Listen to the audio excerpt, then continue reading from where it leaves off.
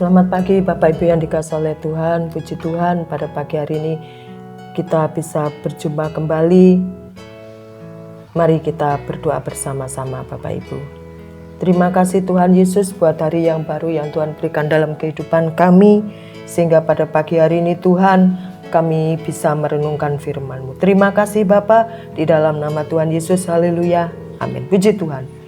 Hari Kamis pada tanggal 13 Mei, semua umat Kristiani di penjuru belahan dunia merayakan hari kenaikan Tuhan Yesus ke surga. Peristiwa kenaikan Tuhan Yesus ke surga merupakan rangkaian peristiwa yang tidak terpisahkan dari peristiwa-peristiwa sebelumnya. Apa itu? Kelahiran, kematian, dan kebangkitan.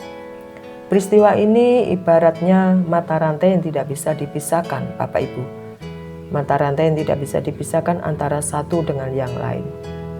Kelahiran Tuhan Yesus di tengah-tengah dunia ini tidak akan ada gunanya jika Dia tidak mengalami kematian.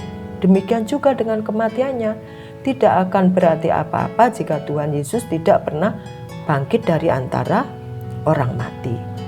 Nah, kebangkitan Tuhan Yesus dari antara orang mati pun tidak akan ada faedahnya jika Dia tidak naik ke surga. Dan masih ada lagi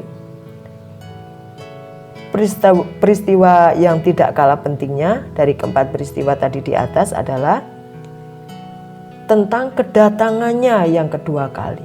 Jadi pada pagi hari ini saya akan beri judul 5K. Puji Tuhan. Apa itu 5K? Kelahiran, kematian, kebangkitan, kenaikan, dan kedatangan. Puji Tuhan. Bapak Ibu yang dikasihi oleh Tuhan, berbicara tentang kenaikan Tuhan Yesus ke surga, kita mencatat bahwa sesudah kebangkitannya dari antara orang mati, selama 40 hari, Dia berulang kali menampakkan diri kepada murid-muridnya. Bahkan bukan sekedar menampakkan diri, melainkan juga berdialog dan makan bersama dengan murid-muridnya. Berbincang antara Tuhan Yesus dengan murid-muridnya berlanjut juga dalam perjalanan menuju Bukit Zaitun dekati Betania. Tentunya ada maksud Allah mengapa Tuhan Yesus harus menampakkan diri secara berulang-ulang selama 40 hari. Bapak Ibu Saudara yang dikasihi oleh Tuhan, kematian Tuhan Yesus telah mengguncang iman para murid-muridnya. Sehingga mereka pun hidup bercerai-berai. Bagaikan domba tanpa gembala, bagaikan anak ayam kehilangan induknya. Mengapa bisa begitu? Karena guru yang mereka teladani, yang dibangga-banggakan, mati sangat hina. Menurut kebiasaan pada waktu itu. Mati disalib. Pengharapan para murid telah kandas. Cita-cita mereka untuk duduk di sebelah Tuhan Yesus pun mulai pupus. Itulah sebabnya para murid kembali kepada aktivitasnya masing-masing sebelum mereka dipanggil oleh Tuhan Yesus. Akan tetapi, pemikiran murid-murid itu tentu berbeda dengan kemahakuasaan Allah. Amin. Realita ini berbalik 100% Bapak Ibu. Kenapa? Kematian Tuhan Yesus tidak mampu menahan tubuh Tuhan Yesus di dalam kubur. Dan pada hari yang ketiga terbukti Dia bangkit dari antara orang mati. Kebangkitan Tuhan Yesus disusul dengan penampakan dirinya secara berulang-ulang. Tentunya untuk memulihkan iman para murid yang terguncang. Iman murid-muridnya yang mulai tergoncang. Dan menjelang kenaikannya ke surga, Tuhan Yesus pun berpesan kepada murid-muridnya. Kisah para Rasul 1 ayat yang keempat berkata, pada suatu hari ketika Ia makan bersama-sama dengan mereka, Ia melarang mereka meninggalkan Yerusalem. Ia melarang mereka meninggalkan Yerusalem dan menyuruh mereka tinggal di situ menanti janji Bapa. Yang demikian katanya. Bapak Ibu yang dikasihi oleh Tuhan, kata meninggalkan Yerusalem, Ibrani 10 ayat 25 mengatakan, janganlah kita menjauhkan diri dari pertemuan-pertemuan ibadah kita seperti dibiasakan oleh beberapa orang, tetapi marilah kita saling menasehati dan semakin giat melakukan menjelang hari Tuhan yang mendekat. Puji Tuhan, kita tidak boleh menjauhkan diri. Ya, berarti kita diharapkan menjadi orang-orang yang setia. Setia kepada siapa? Kepada Tuhan. Selanjutnya kepada keluarga kita. Selanjutnya kepada gereja di mana kita bertumbuh atau gereja di mana kita berada. Dan juga kita jangan menjauhkan diri dari fellowship kita, dari pertemuan-pertemuan doa kita. Senin, Rabu, dan Jumat. Sempatkan waktu untuk kita berfellowship bersama. Baik di dalam fellowship New Couple, baik di dalam Bible Study, maupun terutama di dalam doa yang diselenggarakan oleh gereja pada pukul 6 pagi, hari Senin, Rabu, dan Jumat. Nah, itulah yang harus kita kerjakan supaya kita tetap ada pertumbuhan iman di dalamnya. Selain itu, Matius 25 ayat 13 mengatakan, "Karena itu berjaga-jagalah sebab kamu tidak tahu akan hari maupun saatnya." Berbicara tentang kedatangan Tuhan yang kedua kalinya.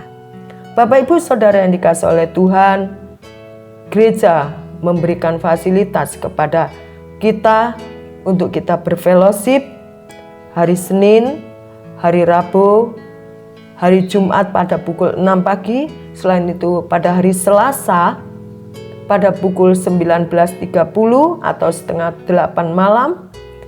Pada hari Kamis kedua, pada hari Sabtu pada pukul 1 siang untuk ladies. Ayo, mari untuk menjelang kedatangan Tuhan yang kedua kali kita semakin giat. Ya, semakin giat. Jangan kita menjauhkan diri, jangan kita tidak lagi setia kepada Tuhan, kepada keluarga kita, pasangan kita. Ayo kita semakin erat, ya. Sehingga apabila Tuhan datang kedua kalinya, kita didapati setia kepada Tuhan. Amin. Oleh karena itu, Bapak Ibu yang dikasihi oleh Tuhan, mari kita saling mendukung satu sama lain, kita saling menguatkan satu sama lain, kita saling mendoakan satu sama lain, kita saling memberikan penghiburan satu sama lain, dan kita terus setia dan berjaga-jaga. Apabila Tuhan datang kedua kalinya, kita semua jemaat JSS, jemaat Suara Sangkakala, Tuhan dapati masih beriman beriman kepada Tuhan, dan kita semua akan terangkat ke surga. Amin, puji nama Tuhan. Dan itulah tujuan hidup kita orang-orang percaya. Apabila Tuhan datang kedua kalinya, kita didapati setia dan kita terangkat ke surga. Puji nama Tuhan. Biarlah pada pagi hari ini menjadi pengharapan kita semakin kuat, semakin kokoh. Kita orang yang setia. Kita berjaga-jaga sehingga kita terangkat ke surga bersama dengan orang-orang saleh lainnya.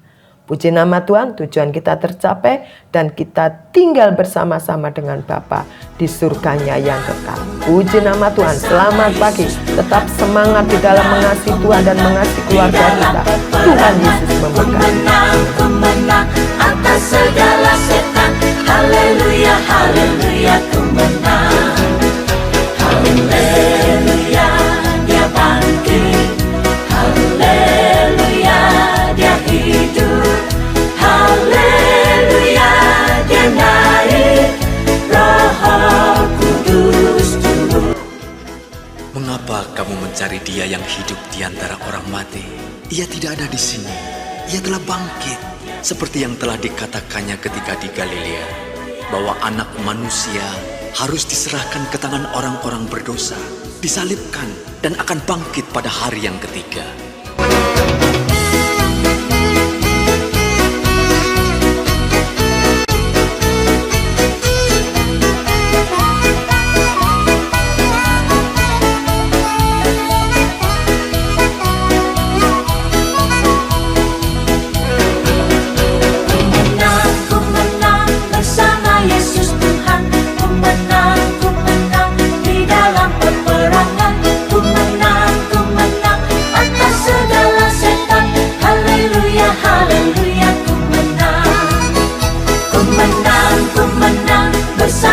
Yesus Tuhan. Ku menang di dalam peperangan. Ku menang atas segala setan. Haleluya, haleluya, ku menang. Haleluya, dia bangkit. Damai sejahtera bagimu.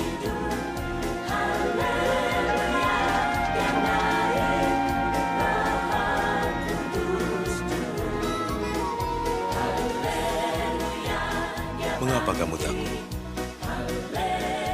Mengapa timbul keraguan dalam pikiranmu? Lihat, tanganku dan kakiku. Aku sendirilah ini. Rabalah, kau akan tahu. Karena hantu tidak mempunyai daging dan tulang seperti yang ada padaku. Inilah perkataanku yang telah kukatakan kepadamu. Semua yang tertulis tentang aku dalam Taurat Musa, kitab Nabi-Nabi dan kitab Mazmur harus digenapi. Seperti tertulis, Mesias harus menderita dan bangkit dari antara orang mati di hari ketiga. Dan dalam namanya, berita tentang pertobatan dan pengampunan dosa harus disampaikan kepada segala bangsa, mulai dari Yerusalem. Kamu adalah saksi dari semuanya. Dan aku akan mengutus Roh Kudus bagi kamu. Tapi kamu harus tinggal di Yerusalem sampai saat kamu menerimanya. Ku menang bersama Yesus.